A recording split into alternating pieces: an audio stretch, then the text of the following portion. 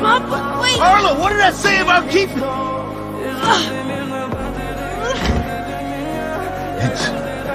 It's okay. It's okay, Arlo.